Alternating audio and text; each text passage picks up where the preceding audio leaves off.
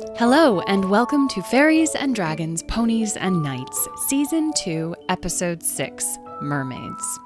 My name is Marin Langdon Spillane, and we're very excited to welcome back special guest artist Daniel Pertierra. As usual, feel free to draw or sculpt or dance or anything you want to do today while you listen to the episode, and afterwards we would love to see you, say hi, and hear about anything that you've created. Thank you so much, everyone. Enjoy the show.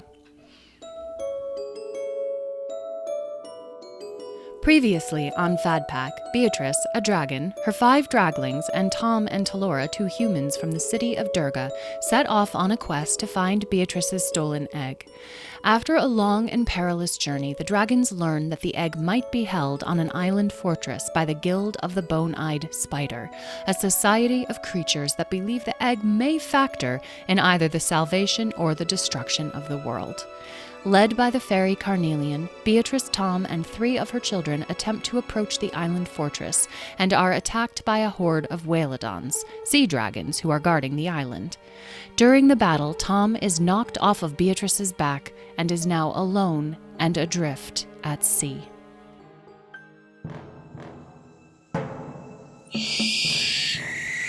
Tom began to slide off of Beatrice. He scrambled to get a better grip, but then received a full blast of water from one of the whalodons. His hand slipped, and he could feel himself coming away from Beatrice's back.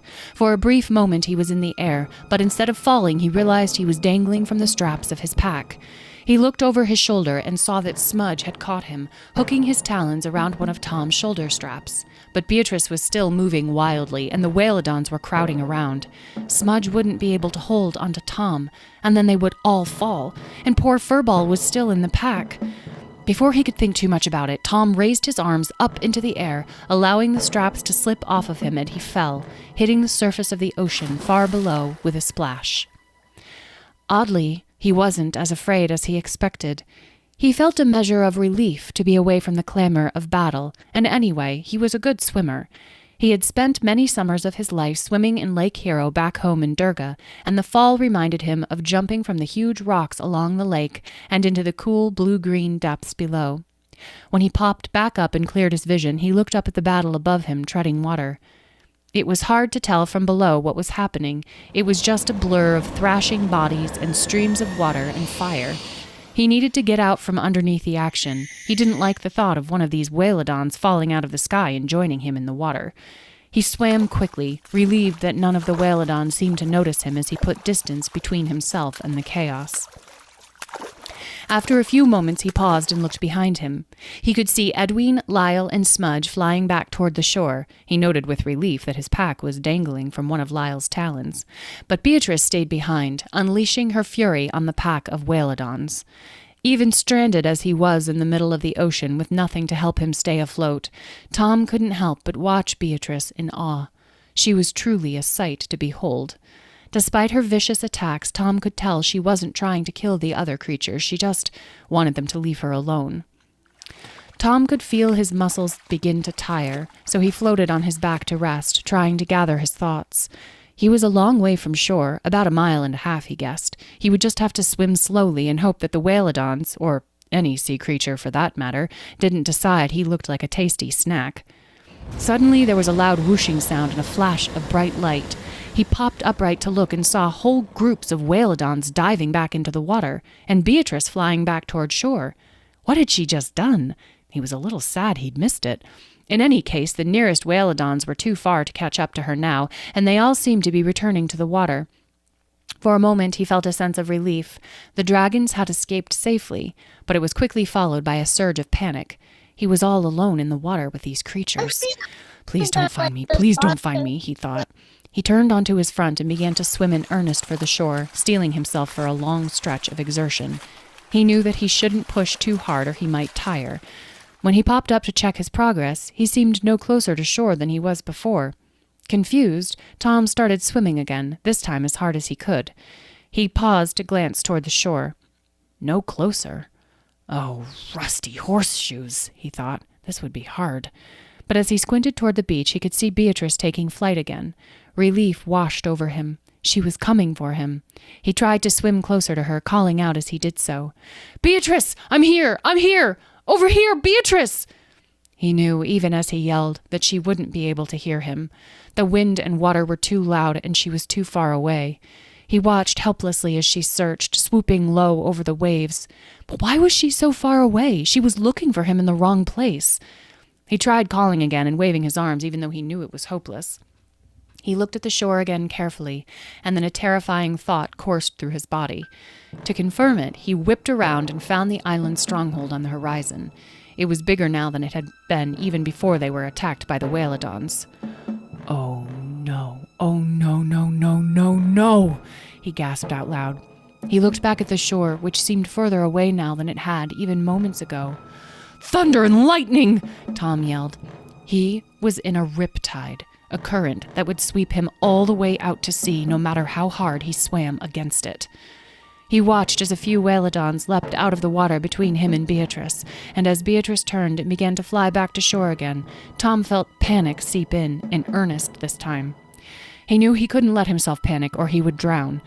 Dolora had told him to take slow, deep breaths to calm himself when he felt anxious, so he tried it, floating on his back and breathing deeply while looking up at the sky. "Just float," he thought. "Beatrice will find you.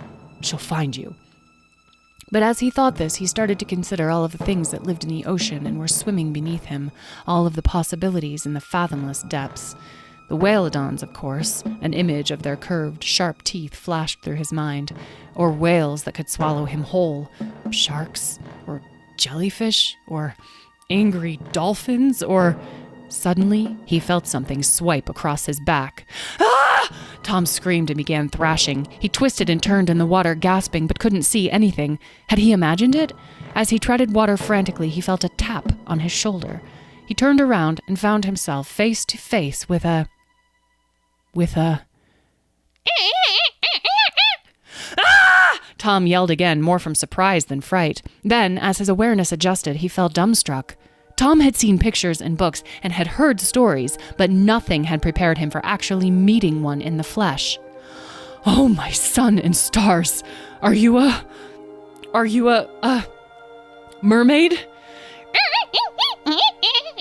The creature dipped back under the water and swam in circles around Tom, touching and inspecting him all over. It grabbed at his hair and clothes and stared intently at his face. It pulled his fingers apart and twittered in delight, looking closely at the spaces between them. Its own fingers were longer than Tom's and webbed in between with a thin skin. As it examined Tom carefully, he did the same with it. The mermaid had a long, smooth torso that wasn't distinctly male or female. Its thick green hair spread across its shoulder like a cape and looked slightly slimy, like seaweed. Its entire body was covered in translucent, shimmery scales rather than skin, including its face. The mermaid gazed at Tom and smiled. Tom, utterly speechless, found himself smiling back. The mermaid's eyes were a pale blue, and its face was extremely human-looking, which Tom found disconcerting and comforting all at once. Sorry that I yelled," said Tom. The mermaid swam to him, getting very close to his face and looking deep into his eyes. Tom could feel the coolness radiating from its skin, and could smell a faint, fishy, salty smell, like the ocean. He tried not to pull away, as the mermaid gazed deep into his eyes, and then... Tom jumped, and the mermaid grinned at him. He didn't speak mermaid, and he knew that they didn't speak human, so he would have to try to communicate in other ways. But how? As he was puzzling this out, the mermaid suddenly dove back beneath the water, and an instant later had grabbed his ankle and yanked him beneath the surface of the ocean. Tom just had time to take a breath before he went under, and as the mermaid pulled him deeper and deeper, he began to panic again. He tried to kick his free leg, but the mermaid's hand was extremely strong. Was it trying to drown him, or did it just assume he could breathe water? Oh, stars, what did mermaids eat? As his lungs began to burn, Tom thought that this might be it. Was this how he was going to die? Drowned by a mermaid? Suddenly, the mermaid let go and whirled around to face Tom, and he thought he saw a flicker of concern pass over its face as it looked at him. Despite his physical distress, Tom felt a calmness wrap over him as he gazed into the mermaid's eyes. Under the water, they looked more than blue. They glowed, as if lit by some kind of light from within. The mermaid opened its mouth wide and blew a great bubble, about the size of an apple, into its webbed hand. It pulled the bubble from its mouth and offered it to Tom. Tom knew he was about to drown. His ears were ringing and he couldn't think straight. So he took the bubble in his hand, marveling at its thick, rubbery texture. He pressed the bubble inside his mouth. Instead of the seawater rushing in as Tom expected, all he felt was a cool pressure and the urge to swallow the rubbery bubble that filled his mouth. He did, and suddenly, he could breathe. The mermaid had given him air in this magic bubble. He could breathe underwater. Despite having been frozen in a lake by a unicorn, having traveled with fairies in a giant orb underwater, and having ridden a dragon into battle, Tom was having a very hard time wrapping his mind around this new set of circumstances. The mermaid smiled at him, then reached out its slender greenish arms and wrapped Tom in what felt like a hug. It squeezed him so tightly that he was worried his newfound air would be squished from his lungs. He was shocked by how strong its slim body was. The mermaid released Tom from its embrace and beamed at him. Once again, Tom felt himself smiling back. It patted him on the head with one webbed hand, grabbed him by the arm, and began swimming again, dragging Tom behind. Tom didn't have to work at all. The mermaid's powerful body propelled them both through the water. Tom could see that the scales that covered the mermaid's body were thicker and darker along its tail, and that they slowly became lighter and more translucent as they traveled up the torso and along its chest and arms. There was a long ridge of fins along the mermaid's spine, and Tom watched in fascination as the ridge seemed to tilt and adjust as the mermaid swam, helping it steer its body through the water. The mermaid's fin, or tail, was thick and muscular, and the fluke trailed off into a gauzy-looking substance at the tips. He could see long slits along its neck on both sides, opening and closing rhythmically. Gills, he assumed. The mermaid turned to look at him and smiled again, and blew a stream of bubbles at his face. Tom didn't know what was happening or where he was being taken, but he knew he liked this mermaid, and that it didn't mean him any harm. His best guess was that they were heading back toward the shore, but he was so turned around that he couldn't be positive. Whatever was about to happen, it was better than drowning or being eaten by a shark, so Tom decided to go with it. As they streaked through the cool greenish-gray waves, Tom strained his eyes to look around him. Occasionally, he could make out the shape of something else swimming, and each time he looked nervously toward the mermaid, but as it never seemed alarmed, Tom didn't worry. Finally, Tom and the mermaid approached what looked like a vast coral reef, teeming with all manner of vibrant, colorful sea creatures. Fish of every color, shape, and size, a family of sea turtles in the distance, scary-looking shark-like creatures drifting below. Tom was amazed by the sudden appearance of so much life. The mermaid led him deeper into the coral reef, and Tom marveled at what he saw all around him. Brightly colored fish swam calmly past, shelled animals scuttled into nooks, and wavy plant-like creatures swayed in the ocean's current. The light was dimmer inside, and it became apparent that they were now swimming through some kind of tunnel, with walls of coral all around. More and more tunnels seemed to branch off from the sides, and Tom had the impression of moving through a vast maze. As they passed one tunnel entrance on his right, he glimpsed another mermaid. It looked nearly identical to his mermaid, but it stopped and stared, and Tom registered shock on its face before they swam on. He began to see more and more mermaids in these side tunnels, and he was forcefully reminded of the time Mintini the unicorn had brought him to the crystal caves to meet Carnelian and the other crystal fairies. Maybe he wasn't being rescued after all. Tom was getting a little nervous again, despite his wonder and excitement. Suddenly, Tom and the mermaid emerged from the maze of coral and found themselves facing a wall of rock. Tom looked up and could see that this wall rose up out of the water, and looking down, that it descended into the depths beyond what he could see. The mermaid swam along the face of this wall, one hand still gripping Tom as if it feared he would escape, and the other running along the slick surface of the rock. They reached a small opening, and the mermaid released Tom. It looked expectantly at him, and Tom looked back. The mermaid ruffled his hair and then nodded toward the hole, nudging him forward with its tail fin. Was he supposed to go through this hole?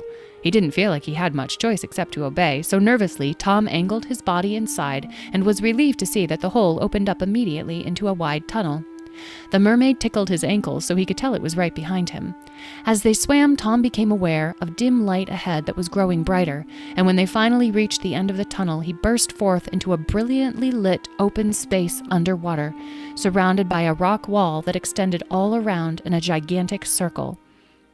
There were mermaids everywhere, swimming in and out of little hollows and rocks that looked like dwellings, lounging across beds of seaweed, surrounded by glowing lights set into the rock walls and along the ocean's floor. Tom looked at the mermaid in awe. He wanted to ask if this was a mermaid city and what he was doing here, but of course, all he could do was smile. The mermaid smiled back and, grabbing Tom beneath both his armpits, hefted him up toward the surface of the water with surprising speed. They broke the surface, and Tom took a gasping breath. He looked around him and realized they were now in some kind of giant open-air cave. He could see the sky far above, but the surrounding rock wall extended high up above the surface of the water. Here, just like below, many mermaids were arrayed along the rocks, bathing in the sunlight that poured down from high above. He looked at the jagged, porous rock wall and wondered if he could climb to the top, and where he might be if he did. Could he find his way back to the dragons? Tom shifted his focus to the mermaids around him, who had noticed him by now and were reacting with varying degrees of wonder, excitement, or horror. Some of the sunbathers slid off the rocks and swam over to Tom and his mermaid, and several were surfacing from below. They all crowded around him, and Tom began to feel slightly nervous. They seemed friendly, but there were a lot of them. He was amazed to see all of the subtle variations among them. Some mermaids had longer flukes than others. Some had skin that was purple-hued or orange or blue. Their faces were different too, despite the similarities of their scales, luminescent eyes, and gilled necks. They began inspecting him enthusiastically, speaking excitedly, some of them even being so bold as to poke and grab at him. Finally, Tom's mermaid snatched him and clutched him tightly to its chest, glaring at the other mermaids, and Tom started to feel as if he were a special toy that the mermaid was unwilling to share.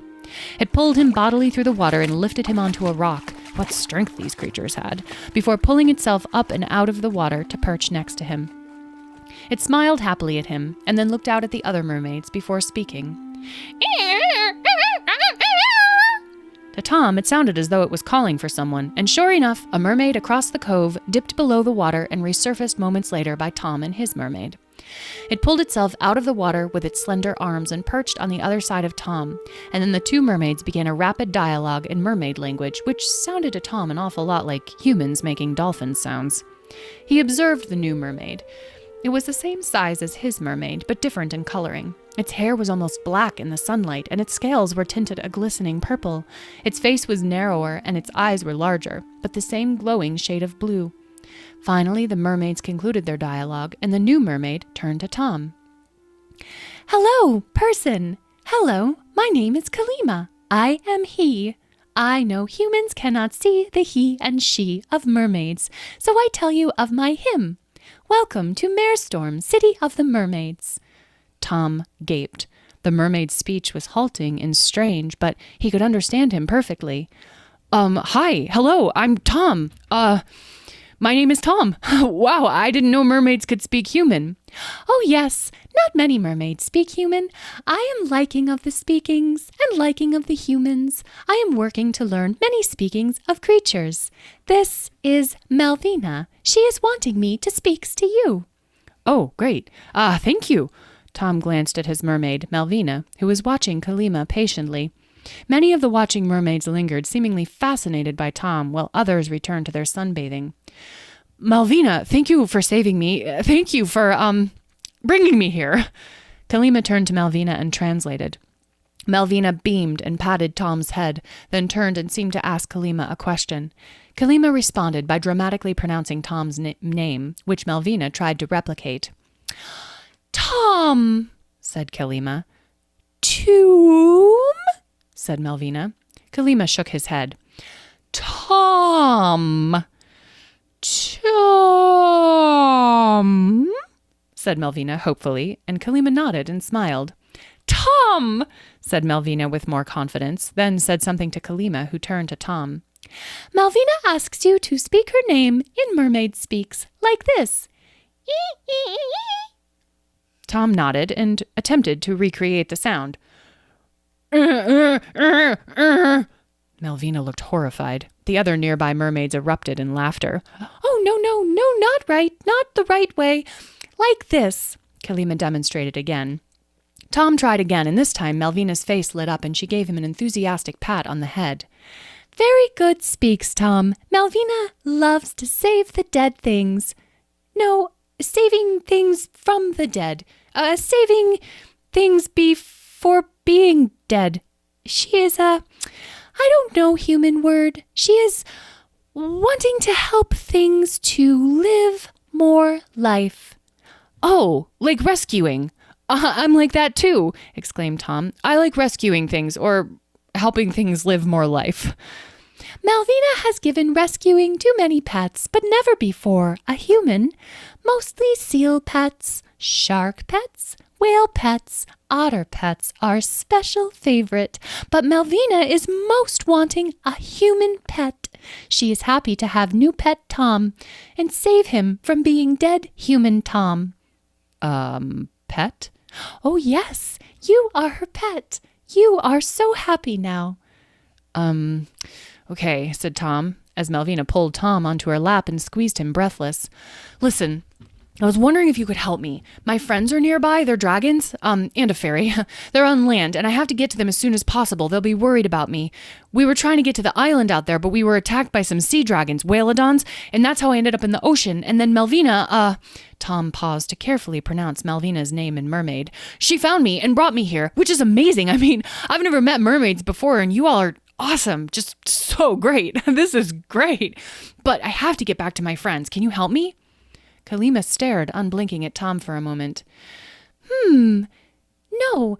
So many words, Tom. You speaks very fast. I have not hearing so many human words in one place before. Please repeat. Oh, all of it? Yes, please. Okay. Tom took a deep breath and began again, trying to speak more slowly. When he was finished, Kalima nodded and then turned to Malvina to interpret. She tilted Tom back in her arms to look at him, an impressed expression on her face, and he felt like a baby doll about to get a bottle. She says, dragons? Yes, dragons. Tom made the sound Malvina had made, and she smiled. Now he knew 2 words in Mermaid. My friends, they need me. Can you help me find them, the dragons? Kalima nodded. I would be happy to, but you will have to convince Malvina. She will not want you to be leaving, and she is very strong. Kalima turned to Malvina and began to speak. Tom felt her hold on him tighten until he could barely draw breath. She began to speak loudly and quickly, and Kalima turned to Tom. She wants you to live with her otters in their undersea bed of... what is word? Cuddles, I think. Snuggles. Sleeping over party? I do not know, but maybe if you speaks it to her yourself in Mermaid. Here, try these words. Kalima whispered some words into Tom's ear. What does that mean? Asked Tom. I tried to keep simple. Means dragons, friends, please, must go. And it will help if you look at her with big asking eyes, like baby sea otter pup. Okay, can you repeat that, please? After a few repetitions, Tom was ready to speak his plea to Malvina. He wriggled out of her arms so that he was facing her, placed his hands on her shoulders, made his eyes as large and pleading as possible, and spoke the words. Malvina's eyes filled with tears, and she crushed Tom to her in a hug, speaking rapidly. She says she will not take Dragon Pet away from dragons. She will let you go, but only because she loves you, and that she will never forget you, her most favorite pet. Oh, thank you, gasped Tom from within the vice-like grip of Malvina. And she asks you to bring dragon pets to meet and be new pets also for her, if okay for dragons. Okay, said Tom, briefly imagining Beatrice as Malvina's pet. I think the dragons would love to meet you. Kalima interpreted to Malvina, who nodded and replied. Malvina says she will let you free, for love of Tom and dragon friends. Look there. Kalima pointed to a narrow opening in the rock wall where there appeared to be a more gradual incline up the face of the cliff. There is ways to top of cave. You will be needing hands and feets for the up walking. From top you can be walking with feets only to dragon friends. Tom looked from Kalima to Malvina, who was staring at him with tear-filled eyes. Thank you for saving me, Malvina, said Tom, and then repeated her name in Mermaid. I'll come back soon with my dragon friends. Malvina threw her arms around him. in a hug which he sensed would go on indefinitely, so after a few moments he pried himself loose and made his way to the narrow opening in the cliff wall. He waved goodbye to Melvina and Kalima, then turned away and clambered up the slick rock to find the dragons. So, is he alive now? Lyle asked anxiously. He, Edwin, and Smudge were lying in the sand, trying to hold still as Carnelian hovered over them, healing their wounds from the Whalodon battle. Yes, Lyle, replied Carnelian, I will tell you if I observe otherwise. It was nearing nightfall, and despite Carnelian's reassurances, the dragons were becoming increasingly worried about Tom.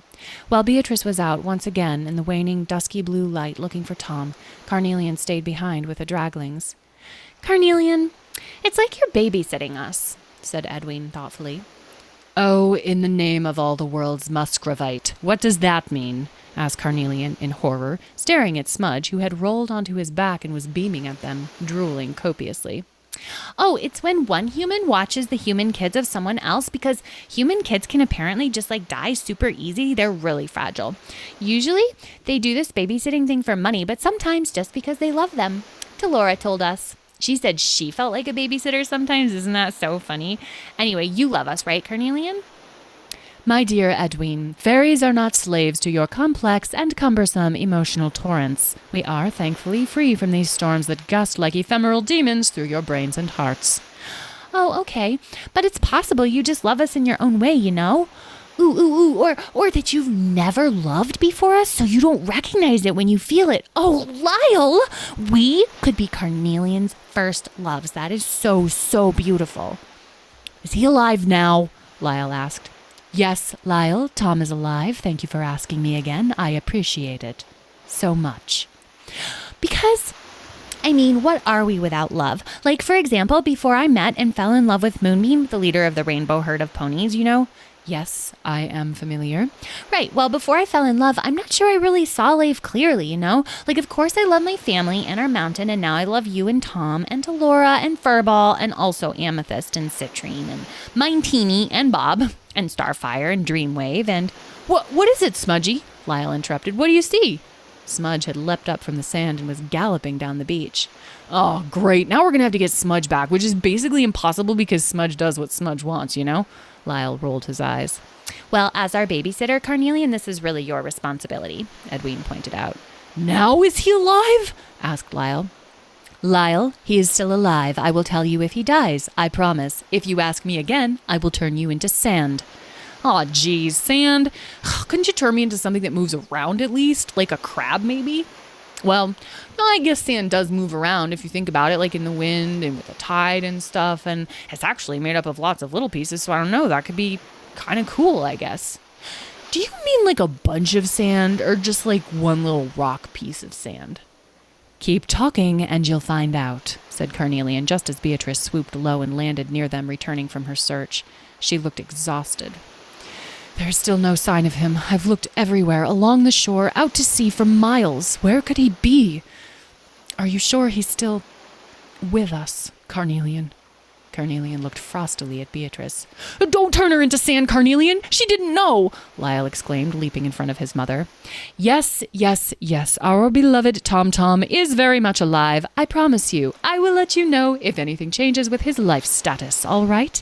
Does everyone understand? I will let you know. No need to ask me ever again. Suddenly, Smudge's loud growl scream could be heard in the distance. Oh no, what does Smudge have? Who's watching him? Exclaimed Beatrice. Relax, Mom. It's just his hunting cry. He probably caught something, said Lyle. Oh my gosh, said Edwin, flying into the air in excitement. He did catch something! Lyle, he caught a Tom! Everyone looked toward Smudge as his form became visible over a ridge of sand. He was galloping triumphantly along the beach, and on his back, sodden and beaming, rode Tom.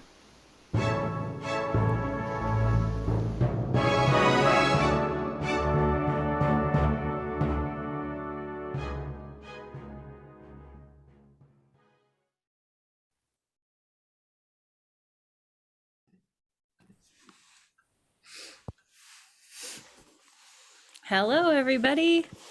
Hello. Hi, Dan. Hello. Thanks for joining us today. Thank you. It's Thank you. nice It's to be nice to be here. here. Thank you for your amazing illustration. That was a lot of fun to see. Hi, everybody. Hello. So while we're all getting settled, we can maybe ask a few questions to our artist.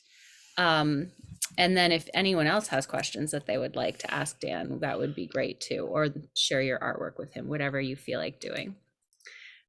So my question for you, I was curious, Dan, because I know that our interpretation of mermaids was maybe different from the more classical or usual rendering of them.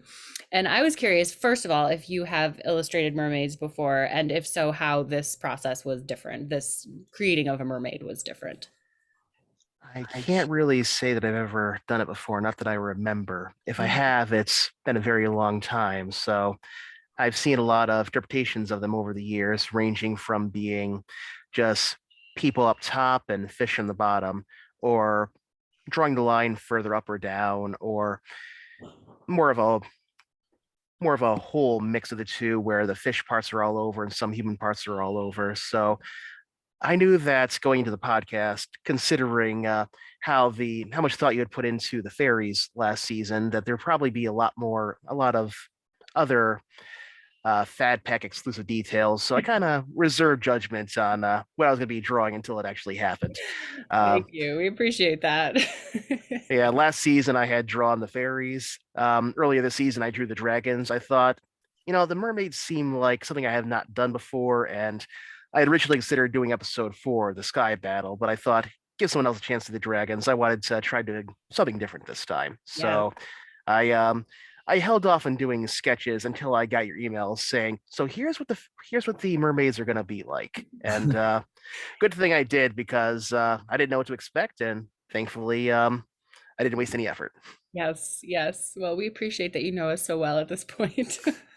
It was hard for us too. We spent a lot of time talking through mermaids, particularly mermaids and gender and how that would be different from humans and what their culture might be like and their language. And it was, I think, surprising to us where we landed. It wasn't necessarily what we thought when we began. So it I was will fun to say do I that. kind of saw the dolphin voice coming.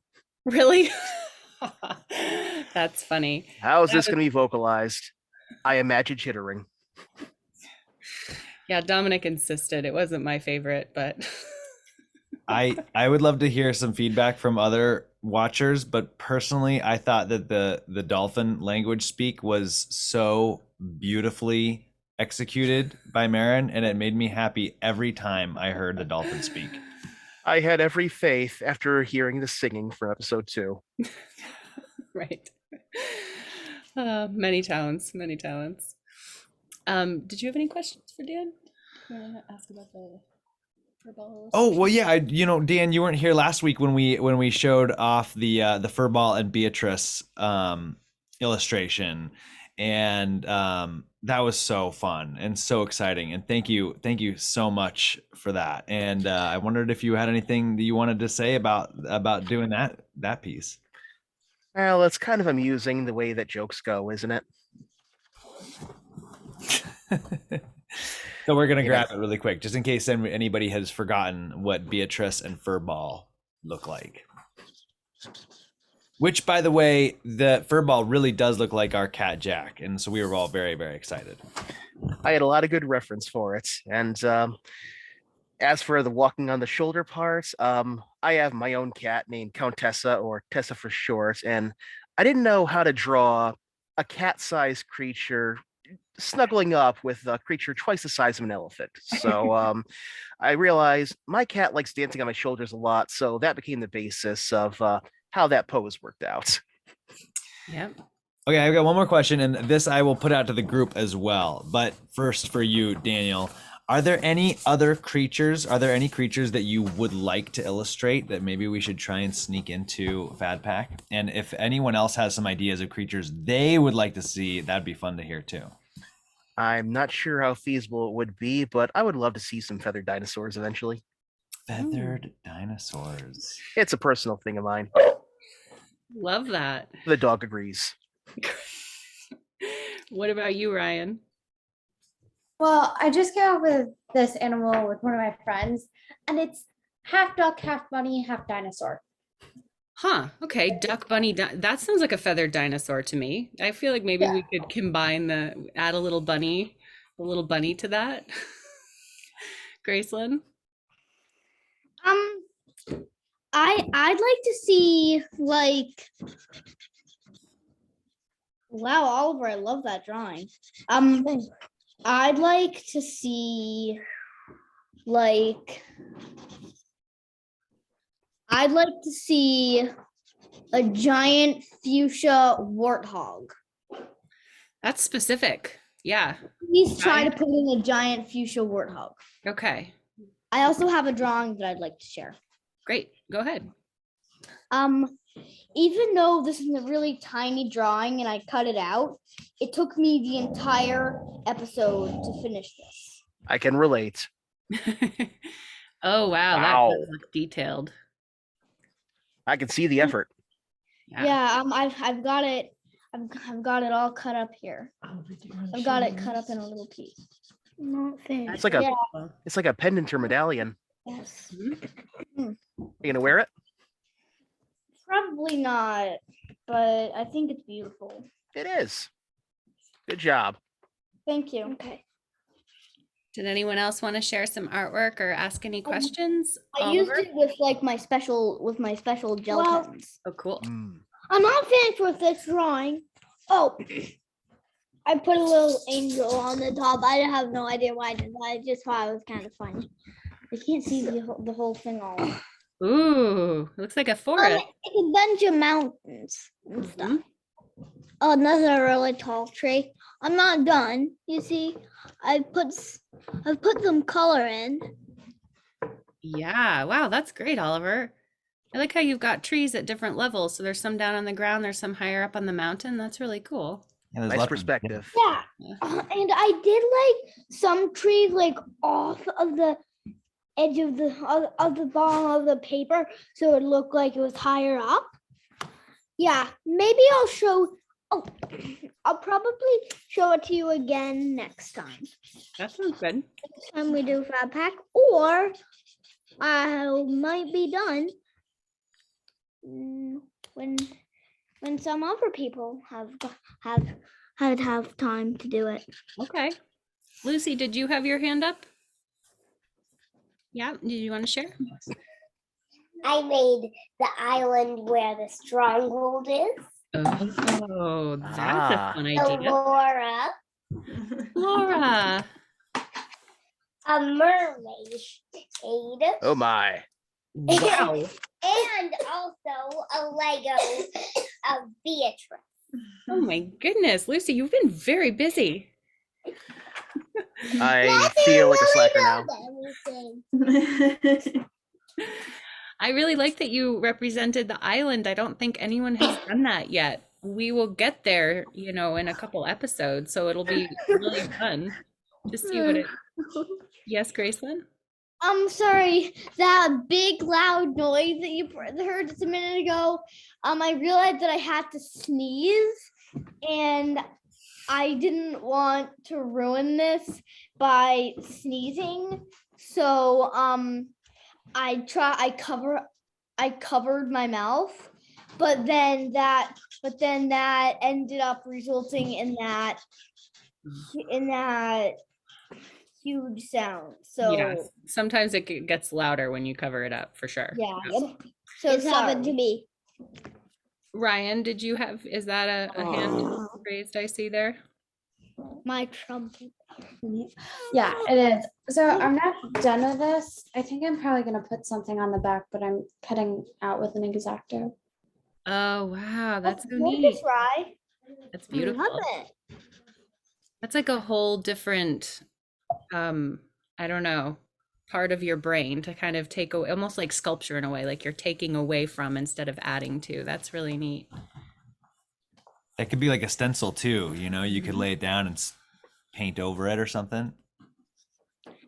Does anyone have any thoughts or questions about this episode? We've met, yet again a new species here, and we're gonna keep on going with the species reveal this season. But yes, Graceland and Oliver.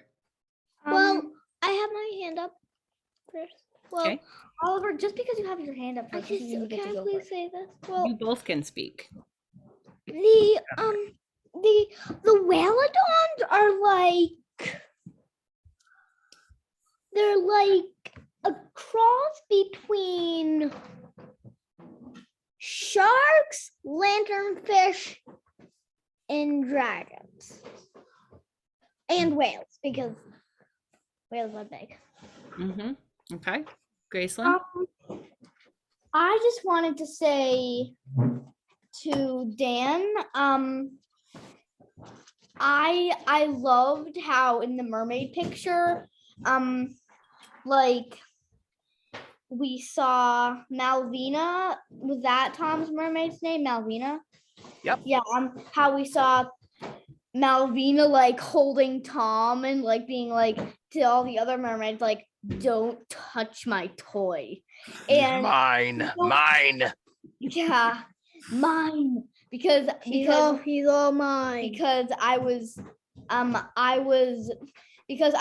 like, I looked up at the picture at the exact scene that was happening in the podcast, and I was like, oh my god, that's the exact scene. That's funny. Yeah. When I read the script, I kind of knew what scene I was going to be doing. I was so curious to see what you were gonna pick. That's so fun. It's a fun moment.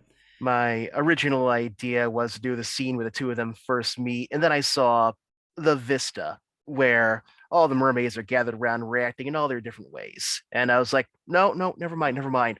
This is the scene. Yeah. Oliver? Well, this is some more of it. I've done. You see, I've colored more. Oh, yep. Giving the trees some color. It's like a speed demon. Yeah. Well, probably next week I'm gonna show you. Great. Does anyone want to say anything else or ask any questions before we say goodbye today? Yes, although this doesn't really have to do with Fad Pack.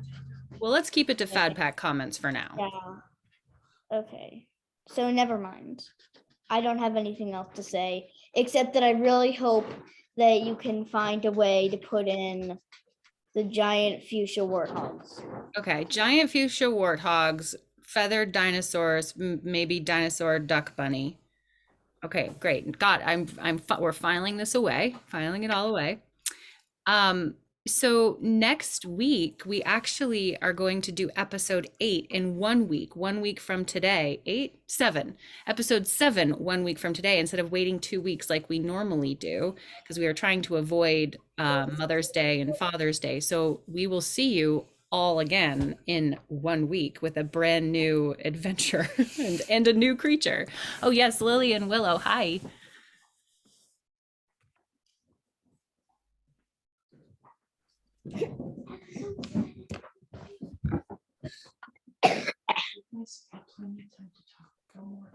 I was just saying that episode 7.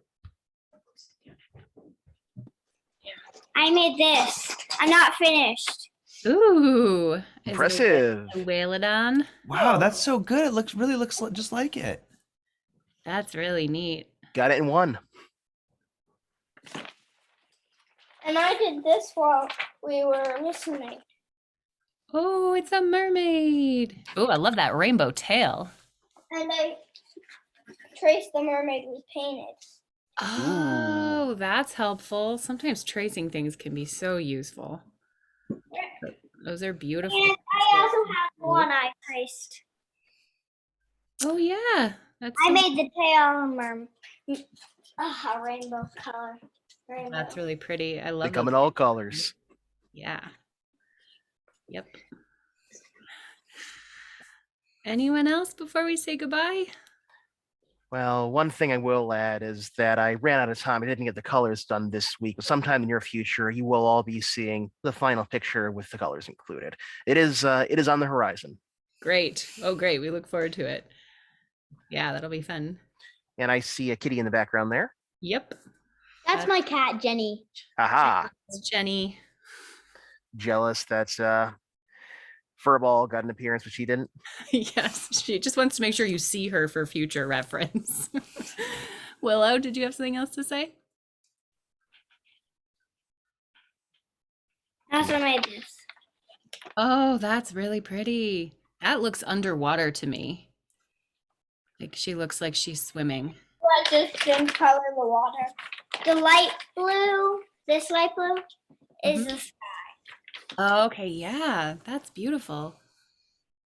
Love that. I love seeing it would be really fun sometime to like get a compilation of all different representations of a creature like a mermaid from various artists and just look at all of the different ways that they're represented. It's so neat.